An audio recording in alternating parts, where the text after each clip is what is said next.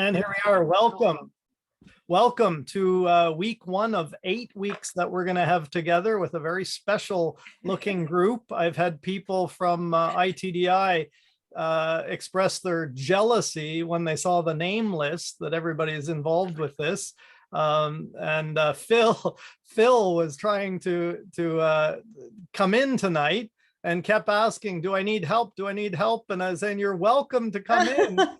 So he might pop in, but then again, he might not. So he saw the list and he knows all of you. So anyway, let's get underway. We've got a lot to do. I'm going to start with sharing the screen and go right into a little. This is my my one lecture of the whole 8 weeks for the next 5 minutes or so. And I wanted to take a moment to look at the preface of John Hattie's book that you all looked at a long time ago, but I wanted to take a look at it tonight. This is available for download if anybody wants to see anything later on. This is going to be the agenda for tonight. You've all been officially welcomed. We're going to look at Hattie's preface and Herder goals. And we're looking at, I've said in the forum, I would like to offer this 3-step approach where we spend roughly 30 minutes confirming our understanding, developing our voice, actually talking about the concepts in the chapters, and then go into share opinions and try to apply ideas in the second and third 30 minutes. Now, this may or may not work. I can imagine very easily somebody saying, I understood this, and this is what I think about it, and this is what it means in my classroom, and wanting to do it all at once. But I'm kind of offering a little more systematic approach based on my 3 years of doing this during my MA studies, where we literally flipped pages and kind of let people have an opportunity to bring up something that showed up on those pages. So I'd like to try that tonight. And then I'm totally open to, that was wonderful, Stephen, let's continue, or that sucked beyond imagination, let's do something different next week. I'm wide open to your ideas. So chapter 1, I'd like to work together as the 8 of us in the main room. And then my tentative plan is to go chapter 2 in the same style in a couple of breakout rooms, where your task would be to come back and report anything significant to the whole group, anything that you said that was significant or anything that you heard that was impressive. So we'll see how that goes. With 8, we're right on the cusp of whether we want to stay together for the main room or go on to the breakout rooms. And then step 2, go back over it and look at our opinions based on the readings. And then step 3, the contextualizing it. I've put to be decided because I don't know whether we want to stay together. We're building community this first week. I know all of you pretty well. But as I want you all to get to know each other. So here we go with Hattie's preface, Herder's goals. I love the little story about Eliot at the beginning, where evidence was the key to adaptive professional decision-making. So he said that the doctors all tried things, looked at the results and tried other things. And I liked that he set that up at the very beginning as a subtle hint about the way he was approaching visible learning. He said that there were 3 common questions that whenever he said he's done something like 3,000 teachers, they did a whole bunch of workshops. Teachers say, where do I start? Or what does visible learning look like in a school? And what's the nature of the learning that you wish to impact upon the students within your context? So let's look at each of those. And he says that the biggest thing is to start with your mindset. And I really like that, because any of you who know me know that I always say, tell us your context, tell us the level of the students you're talking about, which to me kind of fits into that idea of the mindset. And that he also advocates this: know the nature and the magnitude of your impact on student learning. A couple of years ago at the JOLT conference, we talked about teacher efficacy, and efficacy being that idea that some teachers believe they have a huge impact on students' learning, and we say they have high teacher efficacy. Whereas other teachers I've met go, it doesn't matter what I do, they're never going to learn anything. They're kind of droopy and unmotivated. And so we'd say they have very low teacher efficacy. But he's approaching it from the perspective that we have this very big impact on students. What does visible learning look like in a school? He says there's no single answer, but he says that throughout the book, they offer benchmarks, which will create debates or ask us for evidence or to self-review. And I hope that's going to be the nature of what we discover as a little, as I called it, pedagogical SWAT team, that we're working together. I'm just letting Kate in the room here. That we're working together to discover through these benchmarks and debates and evidence that Hattie leaves for us. And he talks about the nature of learning that we wish to impact. And he makes it quite clear that he's kind of beyond this concept of standardized tests. And boy, don't we all. It's funny, I was thinking there's so many teachers I know in Japan who I wanted to join this course to have them kind of move their thinking, maybe perhaps just a little bit. But so many of you are already in the choir. You're already people that believe in a lot of these concepts like love of learning, staying in learning, that's going to come up tonight, this kind of healthy sense of being, respecting yourself, respecting others, and enhancing your achievement or learning on any particular subject. He mentions that P word that James talked about in the forum. The challenge for all of you is to come up with different words. Passion. I'll offer enthusiasm as being the single most critical lever for instructional excellence. And he says if you take that passion and or any other form of the word and add your own understanding of the impact that you're having and taking those appropriate actions, that is the recipe in a nutshell he describes for instructional excellence. Finally, these are my own little goals for the group. It's a shame we only have 8 weeks together, because when I had this 3-year experience, those are still some of my best friends from 15 years ago now. But this idea of building trust in our learning community, respecting a range of opinions, I believe 100% in what I believe in my context, but I'm going to be absolutely open to other people saying, well, that doesn't work for me. This is what works for me. I ask you to always contextualize until we know each other's contexts quite well. What level are you talking about? What age group are you talking about? What's their particular, for example, my study abroad, students who are going abroad 6 months later are certainly much more highly motivated than my literature students who don't have any real expectations to learn how to use English. I always talk when I'm doing workshops, there are 3 ways to learn. Either copy the ideas that you hear from each other, or tweak them for your own context, and or refute them outright. And if you can say why for any of those, then you're really learning a lot.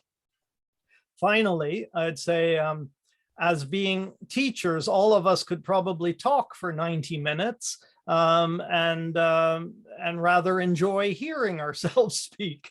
So I'm making a request that we all try to balance our speaking and our listening. Yeah, as much as you can. Try to pull in other people, you know, to get everybody's opinions.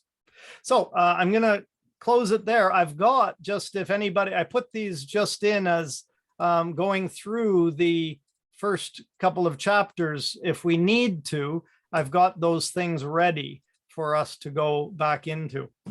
So here we go. Kate, welcome. Early morning in Newfoundland, but we're happy to have you here. And we got a couple of messages going on in the chat. Yeah, okay. So Elena's brought up a good point that her book's on Kindle. So we'll often mention sort of the category or the section that we're in.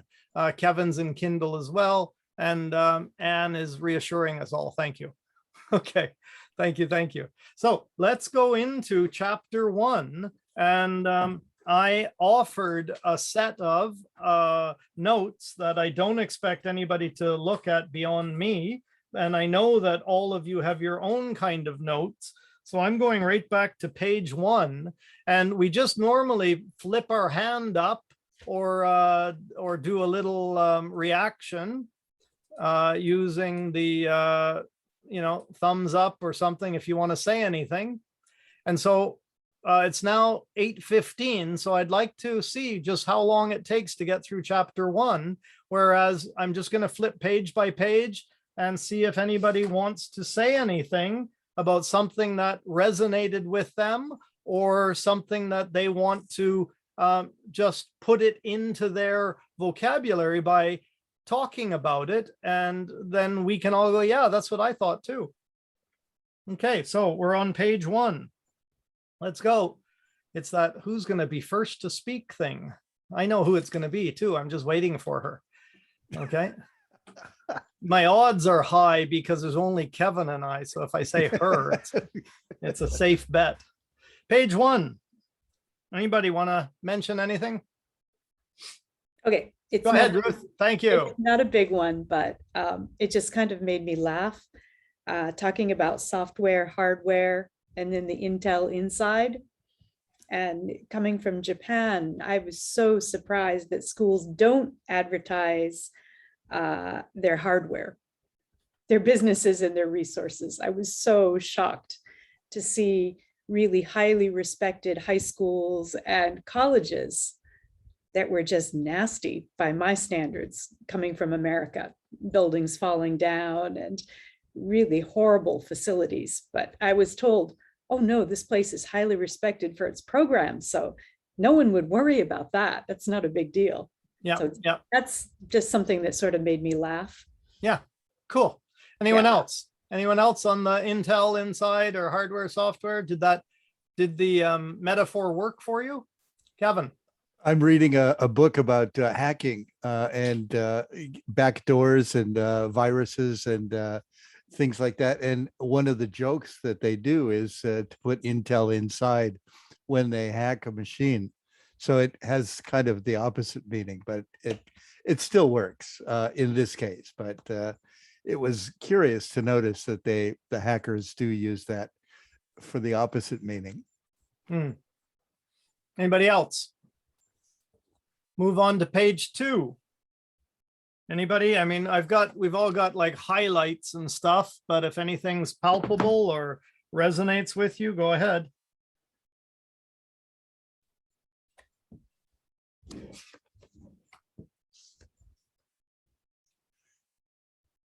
Yeah, go ahead, Andrea. Hi.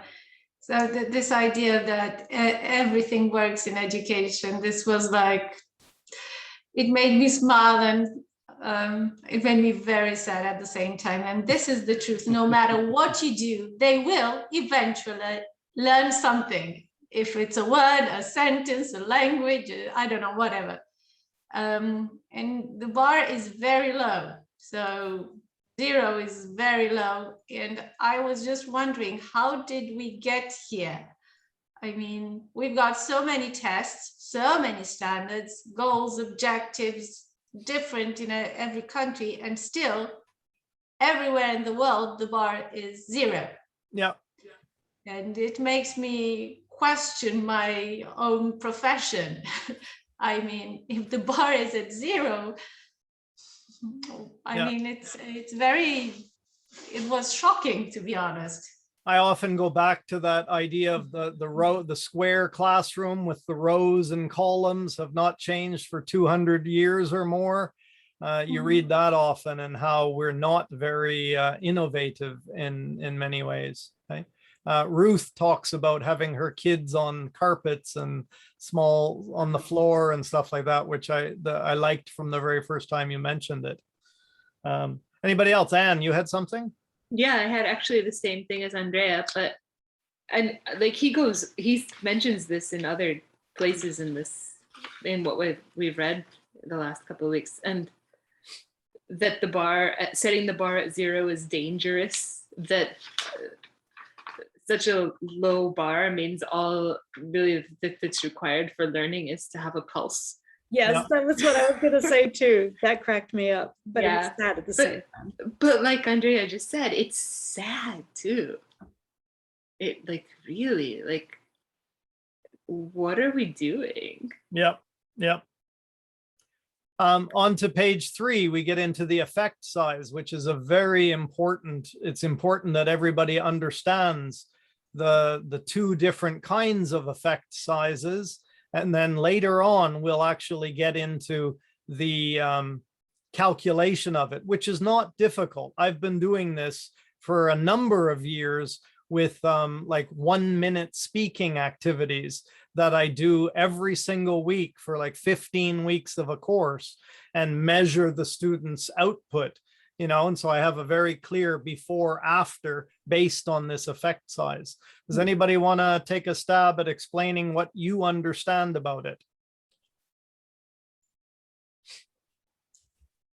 Can I just start? Can you hear me all right? Yeah. Yeah.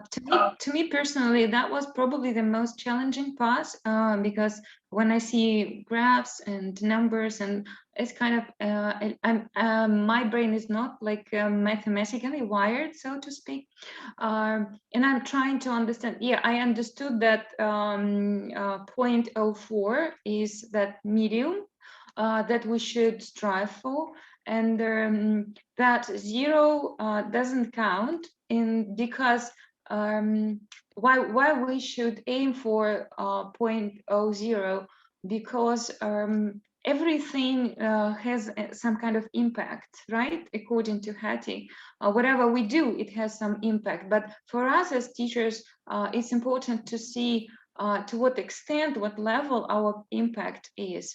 And that was like understandable, quite clear. But to me personally, it would be interesting to explore how different changes compare to that like medium. What to see in the future sessions as I read Yep. reading progresses. Yeah. So 1 minute is the Great start. Great start. Anybody else? Kevin, were you very familiar with effect sizes before we got into this book or not? I did a graduate school course in what do you call it? Quasi-experimental design that we saw a lot of that there. And so, yeah, familiarity, and my master's thesis used that as well. So, but I've forgotten it. It's been so long that I've really, it was nice to get familiar with it again. Yeah. And so I think in a non-mathematical way, the effect size can be measured in two different ways. One is by measuring two different groups. And he does the example where one group gets a specific kind of homework and the other group doesn't get that homework. And we do a pre-test and a post-test, and we see, did that one factor, the addition of specific homework, make a difference? Now, nothing's ever that clear or pure, because it could be the case that one class has a bunch of rich students with personal tutors, and the other class has a bunch of people who are working 7 part-time jobs each. So there's all kinds of factors that we can never really account for. But their basic argument is you're doing one thing differently with two relatively equivalent classes. That's the one between groups. The other one is that you're just like I just mentioned, they are recording 1 minute of conversation every week for 15 weeks. I'm giving them tips of how to go faster, how to be more fluent, and that we're seeing, does that advice and that teaching actually add to their points? And it does in mine, where I have something like in a first year university class, they'll come in at about 50 words in 1 minute, might be an average. I'll have some students that speak only 20 words in 1 minute. So, but by the end of the 15 weeks, I get almost everybody up to 100. And so that's a before and an after just over a period of time. That's So about, yeah, go So ahead. you don't have a control group that No. you don't teach. Okay. Rancon, turn that down, please. Yeah. Yeah, no, it's just measured over time. It's giving them the same test over 15 weeks or over a set period of time. Mhm. In my case, it's easy because they're just recording their 1 minute speech and then they listen and count the words. They count how many words they speak each week, and that's their output. They graph it, and we can see a before and an after effect size. Yeah. Anybody else on that?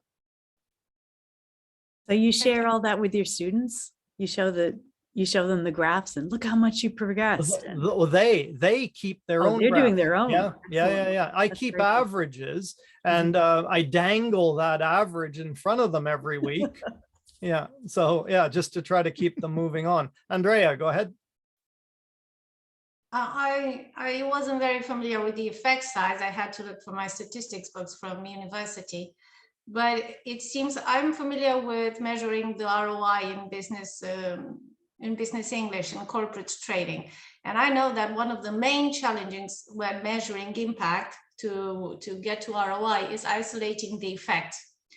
And we do that by using questionnaires, self-assessment questionnaires. And basically what we do is ask, this is just a random example. Do you feel like you speak English better? This is just an example. Or how much has your English improved? 10%, 20%, blah, blah. And then we ask them for confidence. How confident are you of the percentage above? And that's how one way we say we can isolate the effect. And then you have to be very conservative and just go for the lowest numbers. But the funny thing is, in our ROI, you can only measure impact after 3 months. So pre-test, post-test doesn't work. It has to be minimum 3 months after the course has been completed or any kind of learning intervention. Yeah, that return, that interesting. ROI, return on investment, is a Yeah. wonderful parallel, right, to consider for this. Yeah, I haven't read any minimums in Hadi's work yet. I've watched a bunch of his workshop videos as well, but I haven't heard him say any kind of minimum times when he's looking at that kind of before after effect size over time. I just haven't run into that number yet. Yeah. But wouldn't any kind of treatment work in when you see when you look at it immediately? You will always see a change when you look at it immediately, but Yeah, but it doesn't That's necessarily something- make it to long-term memory. yes. Well, that's one of the bigger problems in doing statistics in education, is that it's not a pure science that, anything happens the same way, so it's messy to begin with. And a lot of people just accept that messiness and say, well, we're trying to be, somewhat scientific about things. Okay, I feel like if you guys can grasp, if everyone has a kind of comfort level with, there are two kinds of effect sizes, something between two groups and something over time within one group. That's basically all we need to know right now. If we move on to the next page, it talks a little bit about the outcomes of schooling beyond this achievement, which Hati always brings up in his videos. And he was talking about just briefly that idea that the major or the best predictor up at the top, third line from the top, best predictor of health, wealth, and happiness in later life is not school achievement, but length of stay in school. and he goes on and on about that in workshops and things, where that critical period where kids, in Japan, they must go to school until the end of junior high school, age 15 or so. They don't have to go to school legally, but that's the key, is to keep them in school longer. I've had this discussion with my son even, the longer he stays in school is going to have, a bigger impact on him in his 40s and 50s. That was new to me, and I liked it a lot. Anybody, anything else to riff on there? Yeah, can I add something? Sure. I was wondering about that because I wondered if the reason for that is not so much that you learn more the longer you're in school, as that society looks down on you and treats you differently if you have not finished high school. Absolutely. Yeah, absolutely. That's involved. Yeah. The stigma, hey, the stigma of not. Yeah. Elena, go ahead. Yeah, I just wanted to comment on that, because in Russia here, the situation is a little bit different. There isn't such a problem to get students to go all the way through high school, because I think about 90% of kids do graduate if they finish high school. Even those who would probably be better off finishing earlier and go into something like more vocational oriented, simpler, and there is a high pressure within schools and from parents.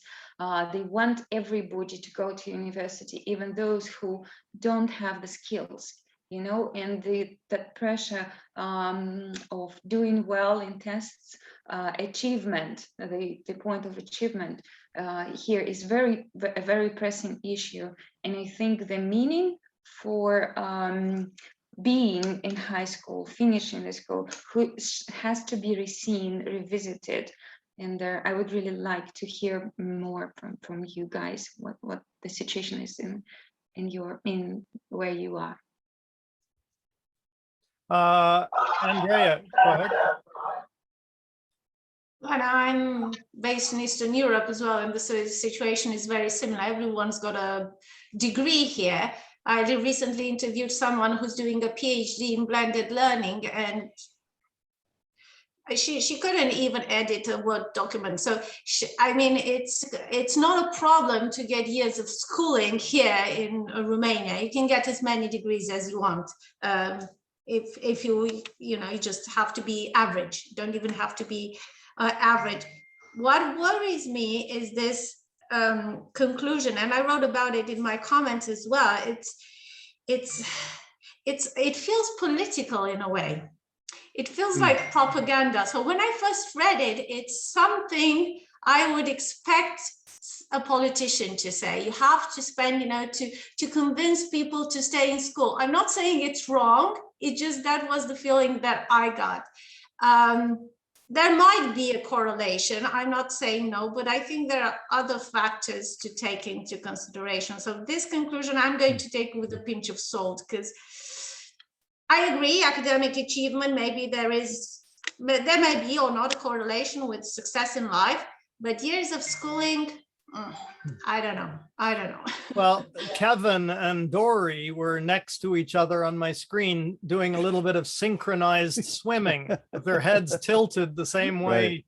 nodding. Yeah. Both of you want to say anything, Kevin? Well, I did want to say that I agree with Andrea completely. And the other factor is that the fact that students stay in school longer probably is not very much up to the teacher and the educational system. It is factors outside, family members, economic situation, that kind of thing has a much bigger impact on that. So yeah, I'm not sure why that's included so much in here, but it's really a nice quote to He certainly seems, it certainly seems to be sort of in his brain. He talks about his 4 sons. He talks about, every interview I've watched, he brings it up every time. And I agree that it might not be as appropriate, but it's sort of a little thing that he seems to go on about a lot. Anybody else on that? I had one last one near the end of that. The beyond knowing and understanding. It's near the bottom of page 4, the end of the almost last paragraph. But on the enhancement of character, intellectual character, civic character, performance character.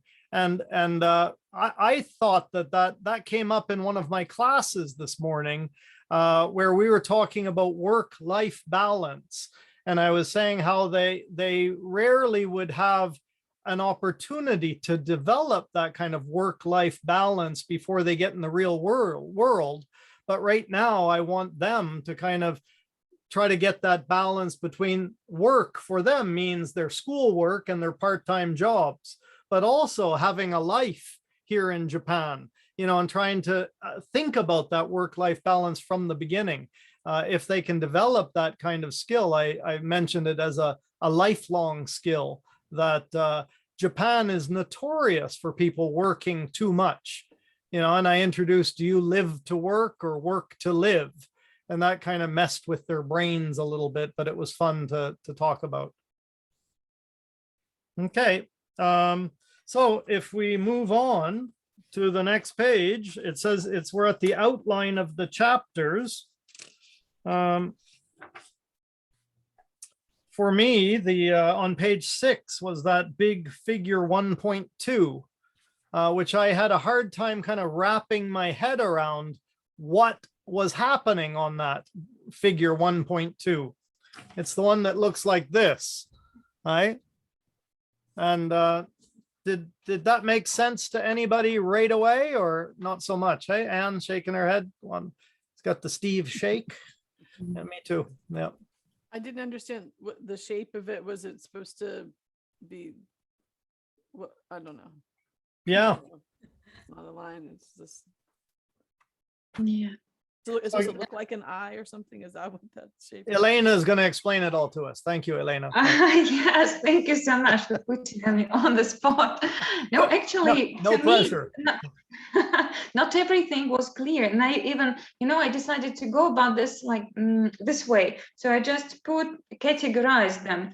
Things that I know, I do. Things I'm not sure what they mean, and things I know I don't do. And I really liked mind frames, and I didn't really change. Didn't really, tick all the boxes here. So I don't know if I'm a good evaluator or activator or change agent, and I could identify where I need to work on, which things I need to work on. Mhm. Elena, I bet yours and mine are almost exactly the same, because mine are, I highlighted the ones that I was, felt confident or felt I was already doing. And it was only a little bit of the mind frames. And then whatever the third one is, the adaptive learning expert. What about you? Which column was your strongest one? To me, was my strongest column was adaptive learning expert. Yeah. I think I do create trusting environments. That's what I'm sure that from the feedback from my students, I know that I do. I know the power of peers, yes, but I'm not sure I can use multiple strategies, or I know when and how to differentiate, which I don't even know. I know what it means. That sounds complicated. Yeah. How to differentiate what? Like that needs clarification a little bit. Yeah, foster deliberate practice. What is deliberate practice? What do we mean by deliberate practice here? Concentration of who? Students? I think the deliberate practice is just simply that you are doing things that you planned to do. You've written a lesson plan and you're deliberately going to do step 1, and then you're going to do step 2 because that's what you plan to do, rather than kind of riffing like a jazz musician or something, or going with the flow, that your steps are very deliberate. Andrea, do you want to jump in and add to the clarity of this discussion?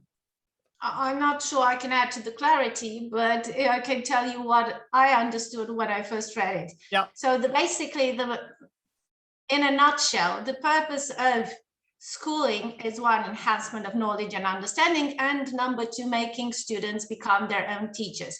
And in order to do that, you have to set the example and you have to walk the talk in order for them to be able to do all those things and becomes, their own teachers. They have to see the model in practice.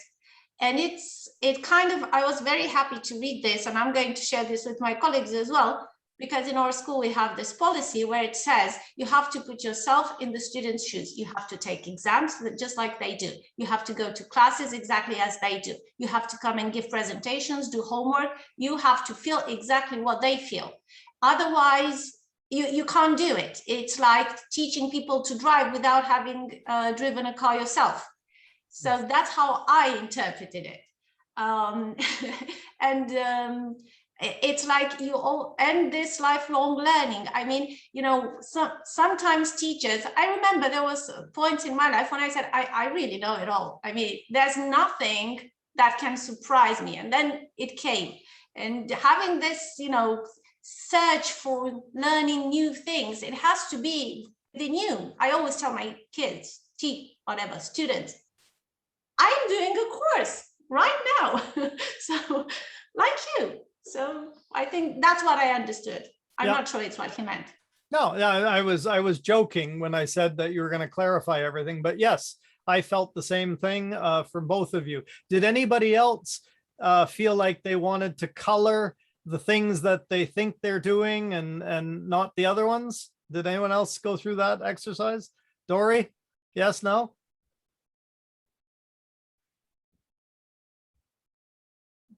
Kevin, Dory, either of you, did you guys highlight things that you were already doing?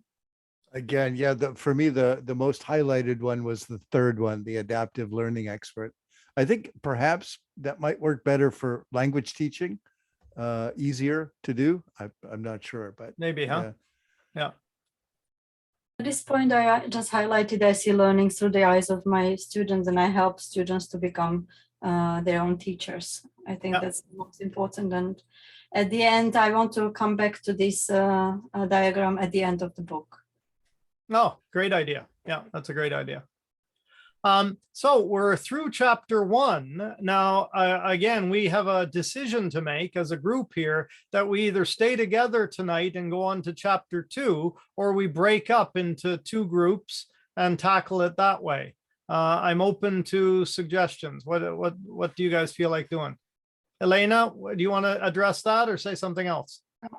I just, if I may go back to that graph, that table, receiving feedback, like that would be really, maybe we could do that on the forum, because for me that's important, and I don't think it's my strongest point, giving feedback, and especially I would really love to hear how you guys do that, how you organize feedback about your performance, how you did as a teacher, and there are categories like maybe questionnaires and whatever you do would be very useful to me.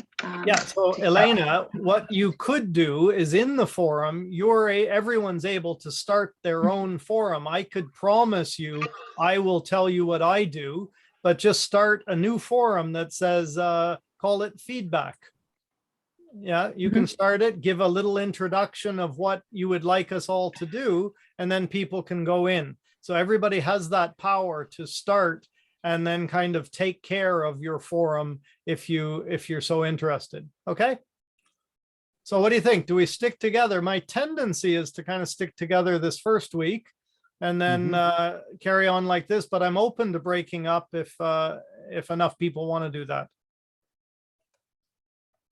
I don't think we're stepping on each other's toes except for just now. Yeah. So that, yeah. Okay, let's carry on. Let's go on to, we've been going 44 minutes. Do you want to take a 2-3 minute break or carry on? Ruthie, what was that? It looked, yeah, let's carry on. Okay. Time is money. Let's carry on. Okay, into chapter 2.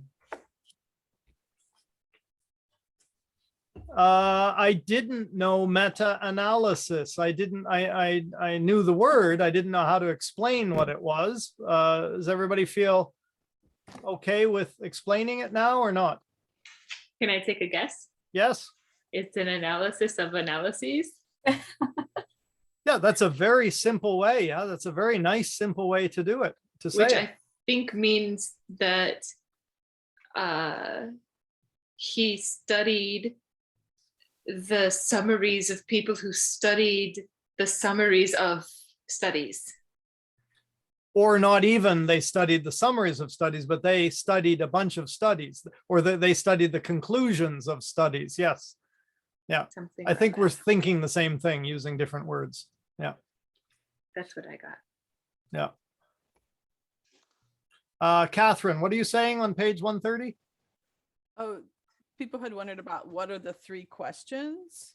The Oh, three feedback questions, right, right. And there's a chart, there's a table that it's, yeah. So again. Later on. Later on, much later on. Yeah. But it is later on. Catherine is bragging now that she's read the whole book already, which is great because it's such a big change from the last book we went through together on. Great, great. So the meta-analyses, we're okay on that? Mhm. Yeah. Did everybody enjoy? I'm sorry, Andrea, go ahead. I just wanted to add that I did a further research, and I found somewhere that previously, before meta-analysis, the predominant method was to do a synthesis of many published studies in the form of integrated literature review. And then this guy came and he found a way to convert all the data to a common measure. So the overall effects could be quantified. I have it here. And they're using t-tests and ANOVA, if it helps. Yeah, absolutely. Yeah, yeah. Cool. I was just going to ask, did everybody enjoy the homework? I think that Hattie's very good. It's the teacher in him announcing something, then explaining it with a nice example. Something we all bitched about in the last book. You know, not getting enough examples, but the homework example I thought was really well explained and clear. On page 13, in the middle of the page, you see this one simple, it's dead center in the page, not according to Cohen, 1977. Right? And I didn't know Cohen until I was doing correlations, you know, and that Cohen established this idea of a small correlation, a medium correlation, or a large correlation, or low, medium, high. And so that's what they're referring to here is Cohen's work on it. And so basically saying that that effect size, which is that stylized letter D, so D, and there's actually, there are different measurements. Some people say under 3, you know, under 0.3 is a small correlation, or in this case, a small effect.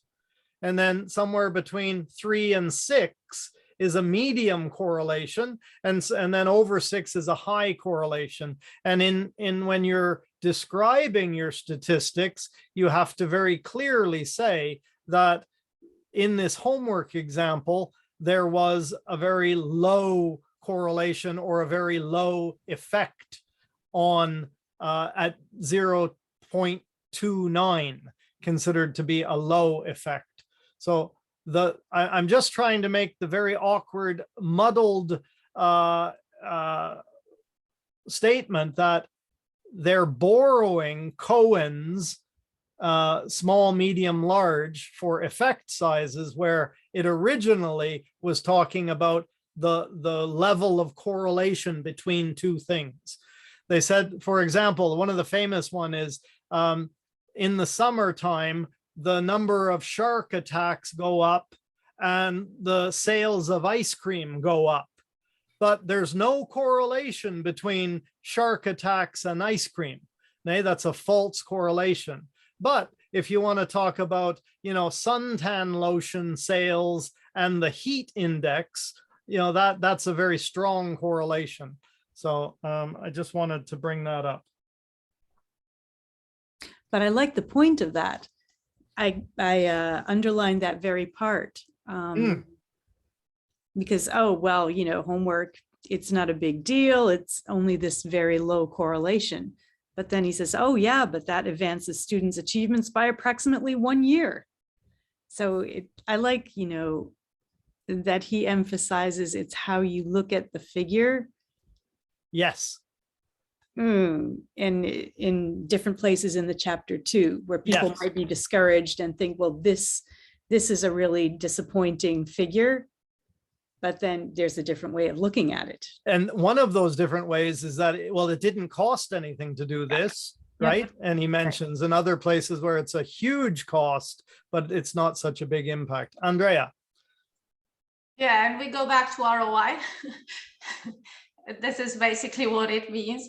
I also found the interpretation of this D 0.29.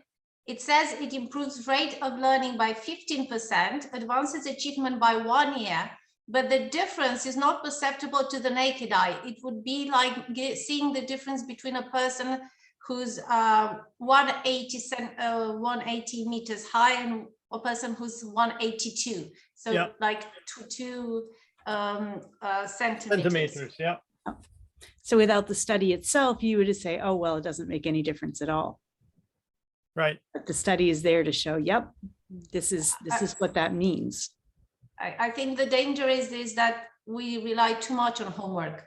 And I think most teachers think it's this, okay, it's 0.29, and most people don't know this number, but okay, it's something, but it's not as big as teachers like to think it is. So the impact is not as great as we like to think it is. Just give them lots of homework and yeah, they will eventually progress. That's how it is here in Romania. Kids have a lot of homework. Yeah. And Japan as well. Yeah. Elena. Yeah, I just wanted to add something about the results in elementary schools. So he says that the number is even smaller than 0.2029. And what do you do with this data? I mean, for elementary schools? Okay, if you know that there is a very, very small effect close to zero, what do you do? Would you stop giving them homework at all? And won't it impact the way they like succeed or not succeed in doing homework in high school, like when they grow older? So the question is, how do you use the data here? And is it like feasible to change the whole concept? The whole concept of homework, is it even doable in some societies? That was the question. I cannot imagine Russian schools not doing that in the foreseeable future. But what I definitely would like to see is the change towards feedback and what they do with the homework, because it's just homework for homework's sake right now. Right. So, Ruthie. I mean, he deals directly with that question in the chapter, and that's one of the parts I loved. He said, there was a school in New Zealand that took that to heart. Okay, obviously homework is not working. We need to rethink the kind of homework we're giving. Obviously, the traditional way of doing things isn't working. And, they set a whole program to evaluate the homework, think of different kinds of homework to give. And so it's in how you see it. It's an opportunity to change and do something different. I love that part. Yeah, me too. I love that as well. It's about the engagement, right, of the students. Absolutely. And involving the parents as well. Exactly. Not just I'm pretty against the whole homework for homework's sake, but here in Japan we have this kumon, and kumon is sort of an after school go and do literally millions of worksheets or drill sheets. I swear to God, my little kids at, age 5 were doing like this many sheets a week. We used to stack them up, and I used to go to pick them up, and I got in a fight with the middle-aged teacher one night because my daughter at 7 years old had been there 3 hours and hadn't finished her quota for the day and wasn't allowed to leave. And I was like swearing at this point, and so, but what the uptake of all of this is? My daughter has the best concentration study skills. She can sit down, get stuff done. She insists that if she ever has children, they'll go through Kumon because of the confidence she gained from doing that. Now, I thought it was a complete waste of time, and almost, damaging to these little tiny children. But I still don't know what to think about it. Anybody else go through Kumon? Not Kumon, but something similar with my son. Wasn't allowed to go home until he was finished. And did you ever hear from him whether that scarred him for life or whether he liked it? He ended up working in a similar cram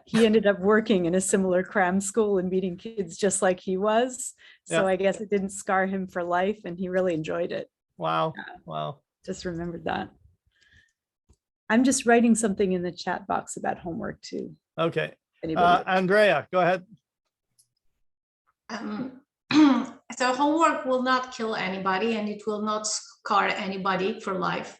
But the question is, what difference is it going to make?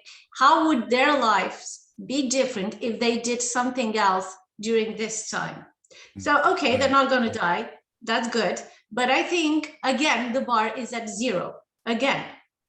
So live, survive, not get scarred. And maybe there are other things they could do rather than do 155 multiple choice exercises or gap fills or whatever they're doing. So I'm not even clear if you're saying they should go out and play soccer or kickball, or whether they should just shut up and do it. Which one are you saying? Of course, that we shouldn't force them. Some kids like doing this and they do it naturally. They're nerds. I was one of them. I like studying, but my sister doesn't. So, okay, we both got alive and survived primary school and middle school, but that doesn't mean that things couldn't have been different, and they change you when you're a kid. Right. No, I don't believe in homework in primary school. I don't. Right. I think it doesn't help. It's just a way to discipline kids. It's no. Yeah. I'm against it. Okay. I liked how in the book, though, it's true that the parents complain when there were no homework. Yeah. In New Zealand, and I don't think that's only New Zealand. I've read studies in other places where lazy teachers, lazy schools don't give lots of homework. I mean, they had homework and it's like why the desks are still in rows. They can't imagine a different system themselves either. Cheers to Ruthie, who's giving awesome homework. Thank you very much. That's cool. That's a very nice owning it. Yeah. Owning it. That's great. That's great. Okay, let's carry on. Table 2.1 on page 14. Did that strike a nerve with anybody? I like the picture more than I like seeing all the little Yeah. Go ahead, Andrea. Andrea, you're going to win the polite prize of the evening for raising your hand so nicely. Go ahead, Andrea. I forgot to put it there. Okay, No. that's an old hand. Okay. No, it was mine. Yeah, I Elena. put it down. Yeah, Yep. I just wanted to add something about homework, which is a big issue here. They do homework in Russia from age 6 or 7, depending on what age the kid starts school. And the main point is nobody sees the purpose of it, neither students nor parents. And I think the biggest issue here right now, maybe it's common in the countries you live in, but very often, like in 99%, they just do it because they have to. They never ask questions why, what I'm going to achieve by doing this. And this has to be changed sometime soon, because the amount of homework is just unimaginable for a 7-year, 8-year-old kid. That sometimes they spend 3 hours doing that, and they have like extra school activities, like going to music schools, and they go to sleep like at 11 o'clock sometimes, as early like as 7, 8 years old. So the thing is that parents would be happy not to have homework. I mean, if the kids didn't have homework, at least for like 3-4 years. Thank you, Elena. Kevin. I'm very much interested in technology for teaching, and I just remembering about flipped learning and how to put the lectures online or whatever is in a way kind of making the homework more, how do you say it, relevant to the class.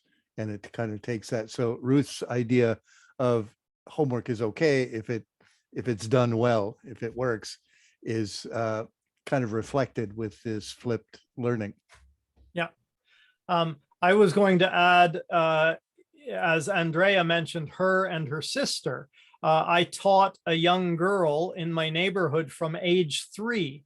I taught her for 12 years, private lessons in English, and she had 12 or 13 after school activities a week. She did absolutely everything, but she was thrilled.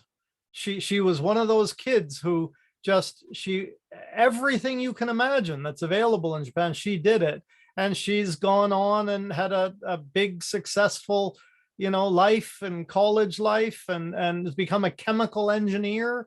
And so what I was getting at is maybe it does go back to, we remember some kids at either end, maybe those who are damaged in a big way. My father was damaged in a very big way because his older brother was he built airplane engines for Air Canada.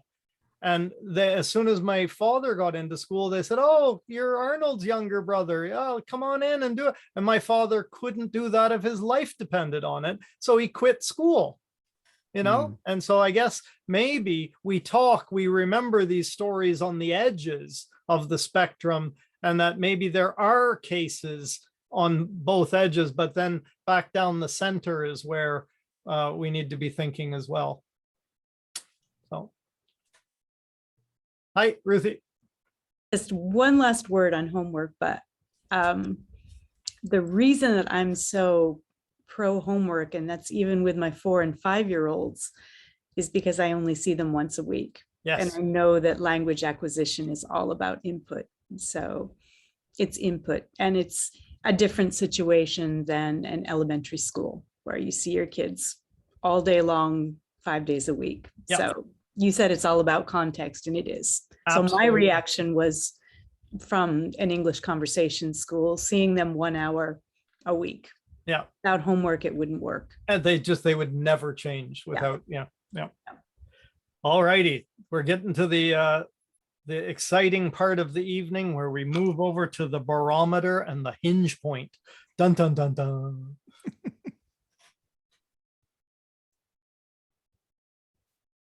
Anything not clear on that? I had no idea what table 2.1 was about. Oh, okay. No clue what I was looking at. Numbers. I'm looking at numbers. Yeah.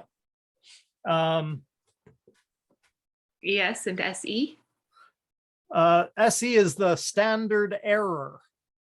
What range of error there is within these numbers. And so there's a a bigger error when you're evaluating the teaching rather than when you're evaluating students. There's less error, less difference between results. What's the difference between ES and SE? ES is effect size, which is the same as that D. Right. Yeah. Yeah. I thought it was nasty that they didn't label that because it's just counterintuitive seeing ES and an SE. Right. Right. I think the only one that I looked at in particular was the effect size column. The biggest number was teachers. And Right. that's been part of my argument, that whole teacher efficacy idea, that it's like, was it Henry Ford with the car, that famous quote, whether you think you can do it or you think you can't do it, you're right. You know, and it's so much of it's about believing. And so for me, I believe that over time, I can have some kind of positive impact on all my students. I go in there thinking that way. Yeah, so that's what that graph supported, that idea in my mind. But two of the weakest ones, school and home, seem to be, it just kind of goes against what Yeah, especially the home. The school, yes, they can be falling apart if you have a great teacher in a terrible school. yeah, Okay. But yeah, the home. that whole we've seen- socioeconomic argument, right? Right. Yeah. But isn't that because there's a difference between the time they spend at home and the time they spend in schooling at school? But can I have a remark? I'm observing how very closely you read the text, and whenever I don't understand something, I just skip it, frankly. So the only thing that I highlighted here in this page is the true debate is about the nature, quality, and effects of the influence that we have on students.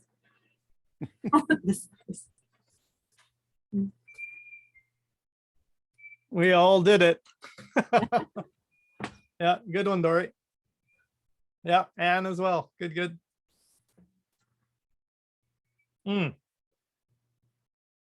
This was also the page where they talked more about homework.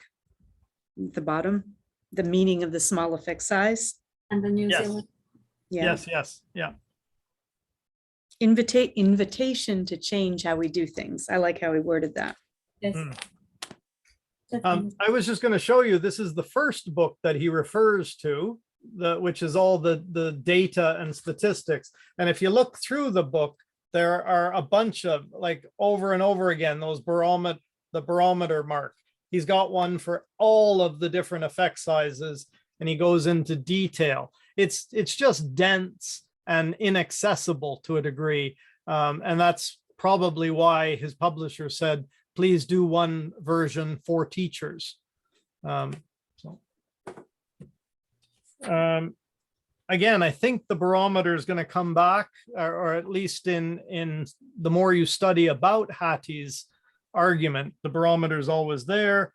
I kind of wrote, I guess somewhere I wrote the idea that I have more breathing room, or that yo-yo, I've got more space. So I would like to spend my energy on finding things that have a higher impact than spend my time doing a whole bunch of things that have a lower impact. And that's what originally attracted me to Hattie's work in the beginning.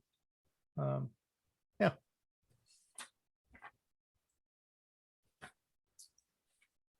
Can I say something about teachers having the highest impact? Yes. He said somewhere later that it's not that teachers have the highest impact, it's that the way teachers, the frame of mind that teachers have, that's what has the highest impact. Perfect. So- Yeah. He's written a whole book called Mindsets. right? That's there as well. And where he goes into great detail, it's the teacher's mindset that has the impact. Thank you for clarifying that, Anne.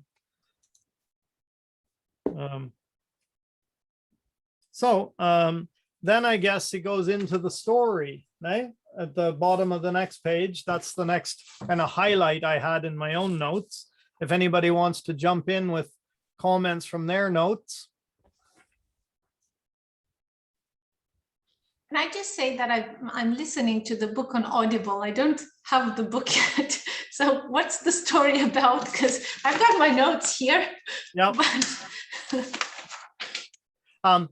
Yeah, that's a great question, Andrea. And I was looking for something real specific, but it's not. It's just not, it's not specific, but it's everything we've read so far, he says over and over again. And I would kind of criticize a little bit. If you want, Andrea, I can send you a PDF of the first couple of chapters if you want to see them. It should come. It should come, but I signed up on Friday. So yeah. Okay, well, I'll look at it. They're not going to be as pretty or as squared as Kevin's. I've never seen anybody do scanning as cleanly as Kevin. He missed his calling as a carpenter, I think, because mine are always crooked. You haven't seen James's either. Yeah, you should see James's are James's. Be good Okay. competition. Okay, there we go. Scanning Olympics. So again, on the story, I'll just read the 3 quotes that I put in my note thing was, visible learning occurs when teachers become learners of their own teaching and students become their own teachers. That's the first one. The second one, mind frames that teachers have about their role is the key factor. And then the other one that I mentioned in the preface, where an appropriate mind frame combined with appropriate actions work together to achieve positive learning impact. So if you have the right kind of thinking and do the right kinds of things, you're going to have the right results. So again, none of it's earth-shattering, and it's not, thanks, Elena. Yeah, it's not, I guess I would criticize, it's not as clear as he seems to say over and over again. We wanted to put this in a story. He says at the very beginning, we wanted to put this into a story, and it seems like that message has gotten out because, 1 million people have bought his book. It's just become a million seller, and he says, yeah, some people disagree with what I'm saying, but I don't think the story is as clear as he says it is. Oh, it's not a story. It's interesting, but Yeah. it's not a story to me. It's not a story. Yeah. Thank you. And then I guess I went into the role of passion, which is at the bottom of page 19. He talks about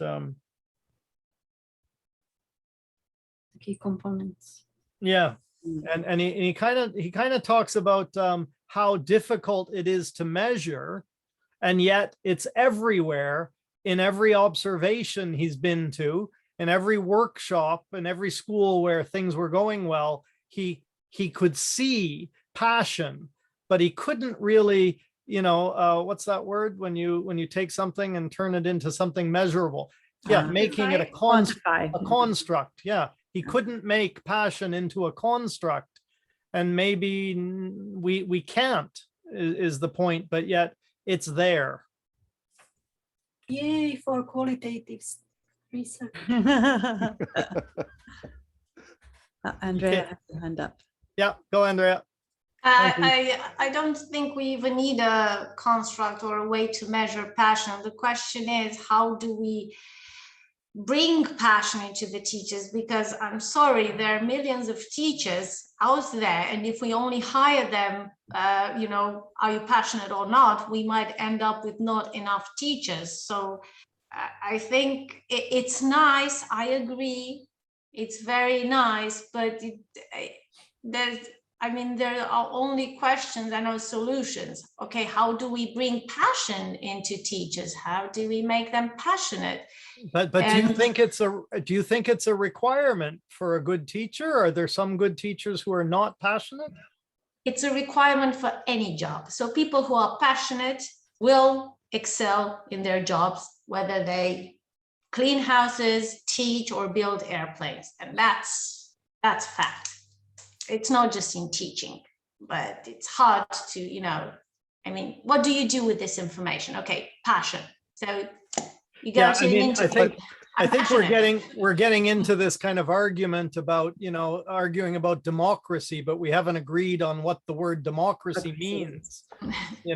I agree with you ultimately, Andrea, but I would say I had a friend I worked with who worked his butt off for the 8 hours at the job and then never thought about it again because his passion was his photography, was his relationship with his girlfriend, was his mini projects. But I would go home and think more about the job I just left and spend all my time trying to, be better at what I was doing. So some people said that he wasn't passionate about his work and that I was, but I knew that wasn't the case. He just had things that were different passion for him. And that confused me when I heard Andrea's comment. Kevin, you were going to jump in.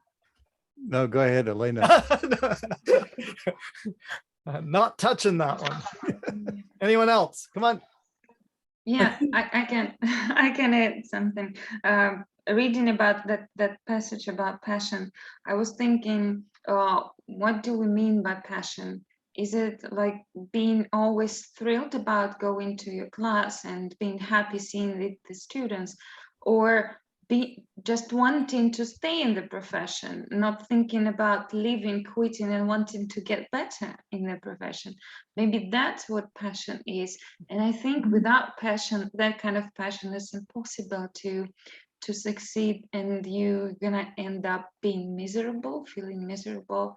I'm not saying that you should never think of quitting. There are moments when we want to quit, probably, but reflecting on yourself and your practices and wanting to get better, I think that's probably the key point, like defining passion. Yeah, that's a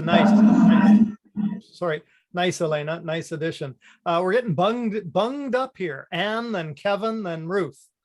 Go ahead, Anne. I was just thinking, like, I'm good with passion. I'm good with his definition of passion, but the context in which, like, passionate teachers can thrive isn't just up to the teacher's own, like, I'm missing my words, but, like, it's not just up to the teacher. Like, institutionally, they've got to provide an atmosphere where teachers have the mental space to grow and become passionate. Because you can make a teacher passionate. I think you can, but I think that you've got to provide the ingredients for it to happen. Yeah, that's a really good point. Kevin. Not with markers or points, levels to get up to, but no, what I was thinking, that the passion for a teacher is necessary, but not sufficient. I really think it's more important that if a teacher has passion, that makes it easier, but to instill passion in the students, that is the real goal here.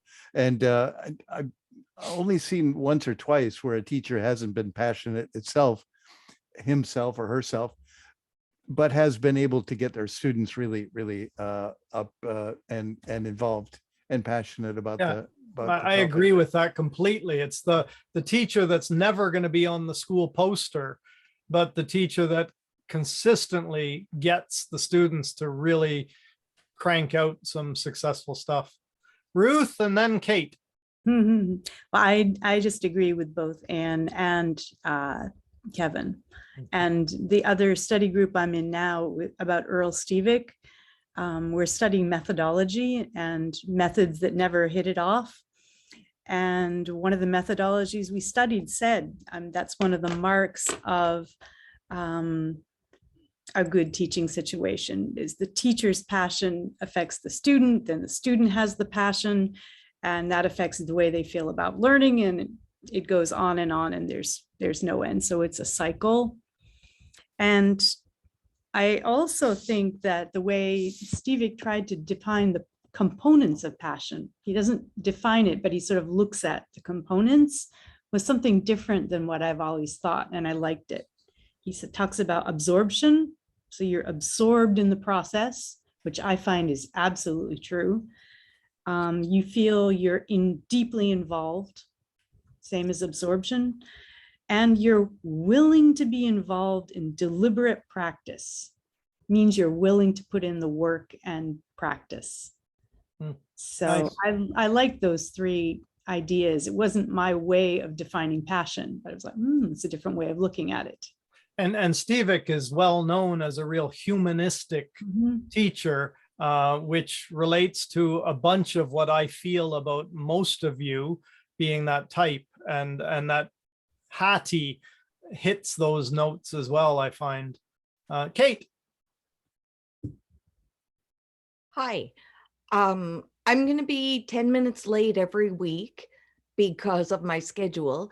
And I'm also listening to the book on Audible at this point, but it looks like it's going to be a really interesting course. And the main thing I wanted to mention was in St. John's, Newfoundland, where I live in Canada, our ESL program shut down at the university.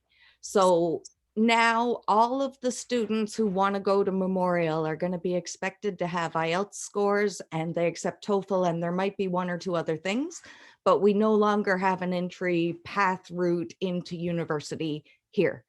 And I did a course in teaching materials over the summer at the University of Oxford. And when the classrooms are disappearing and you have to move to Japan or something equally difficult to get a good classroom gig, what are the options if the classroom isn't the number one priority, and how to benefit from all the classrooms that you guys have and how we have none? I mean, I'm lucky I have a job right now, but I left because they wouldn't give me any hours, and it was because we didn't have any students. And now the program's gone. And looking at this and listening to Andrea about the way the research used to be more of a systematic literature review, and this guy changed, like, it could really help us to go through this book and look at Hattie's work. So I'm glad so far. I didn't have a lot to say today, but it's interesting. Wonderful. Thanks for joining in, Kate. And that's the, we've now hit everybody contributing, and that was my own little secret goal before we started. And I didn't really worry about it, but I just wondered when it would begin. So it's at, in the conclusion, there are those two interesting sections talking about his conclusions from the first book, these 6 signposts towards excellence in education. And I had just the whole list of those 6 things, which, yeah, were nice to read, and they kind of, I believe all of them. So did anybody want to add anything to that section? I can't wait to get to more about feedback. Yeah. There's several things about feedback, and I'm just waiting to get into that. It's going to be juicy. Yes. He's actually, if you Google search in YouTube, he's done a number of things on Hattie feedback. And it's one of his big areas as well. And then finally, jump in if you have any contributions about the conclusions on page 22, or the powerful, passionate, accomplished teachers on page 23. And then we've got about 7 minutes left, and we had this activity at the very end, which we were supposed to look at. And I did this a long time ago, so I didn't do it again this time. But any comments on that one, Andrea? I just wanted to say about the 6, whatever he calls them, that Yeah. as I was listening, 5 of them began teachers should, teachers must, and only 1 of them contained school leaders, school management. So Yes. it's all on teachers, and I don't think it's fair. Right. He said that only the last one was about creating a staff room where teachers can learn from one another, free from errors. It's like, you know, we have to do everything. And then there were 5, and only the last one mentioned school leaders. Yeah. I think that's interesting. Yeah. Go ahead, Dory. Well, it's interesting that teacher well-being is such a new field. That's very, very strange. Yeah. Finally. Finally, yes. And what was the one earlier? Oh, I just had one as well. I've lost it. Something that Andrea mentioned, the teachers, the school leaders. Oh, I lost it. I'll email you all at about 3 in the morning when I remember it. Wake up and can't sleep. So on the exercise, yeah, I didn't have a lot of steam left by the time I got here. Yeah, same feeling. Yeah, some people. Hey, so I was I going, didn't get that far.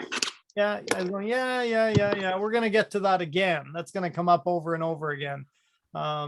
If you have time before you get too far into the book to take a guess, accept that you're going to be wrong more often than you're right, because a lot of our intuition is not supported by his data. So I was surprised the very first time I did it as well. I was from the Andrea school that a number of years ago, just before I did my MA, I had 15 years in the classroom. I knew all the answers. I knew everything that was going to happen. And I was taking the MA just because I needed the piece of paper. And then I learned more than I could ever have imagined. Hey, so it's that kind of thing. And being open, I became, like Andrea's mentioned, that looking for new opportunities to learn, I guess. So there you have it, folks. Next week is going to be simply on chapter 3, which is, again, looking in depth about teachers. And that gives us a nice long period to, it shouldn't take us much more than 30 minutes or 40 minutes to go through the chapter and then have a full, another 40 minutes or more to just discuss. And we'll see how it goes, whether we want to break up at that point or not. I really liked everybody's politeness. Nobody is jumping in over each other. Hands up worked really well. Think about it. If you wake up in the morning and have a tip you want to add to make the process better, then just we're basically going to use week 1 for any kind of pre-thoughts or afterthoughts. I'm trying to keep the forum as simple as I can. And then week 2, you can, again, type out your notes if that helps you. Not required at all, but just do things that help you to kind of internalize the material. Kevin, what else am I forgetting at the end of the first week? Is that about it? I think you have to turn off the recording here pretty soon. That's it. That's it. Kevin and I had this little dance going where he asked me every single time, don't forget to remind me to turn on the recording. And, anybody, that's good. Hey, so I'll turn off the recording. We can hang for a few minutes here. I'll turn off the recording. Say picture again. Oh, let's do the group picture. Yeah, if we can. Yeah. And oops, chat. I'm going to close the chat. Hey, thank you, Kate. Okay. Yeah. Oh, you want to hold up your book cover? That was a good idea. Oh, If you have your Kindle or whatever. Yeah, it's okay. Hold up. Okay. Right. Here we go. 3, 2, 1. I'll take one more just in case somebody blinked. Here we go. I didn't do it. That was I missed. Oh, there you go. Just a second. Need to find it. Hold on. Where's my- Where is it? There we go. Okay. Pressure. Okay, you're giving up? I'm gonna blink. Okay, here we go. Okay, 3. Oh, 3. Refresh yours, Andrea. Oh, 3, 2, 1. Okay, right. there we go. Good. I'll attach that with the group so you can remember everybody's names. So I'm going to stop the recording. I hope that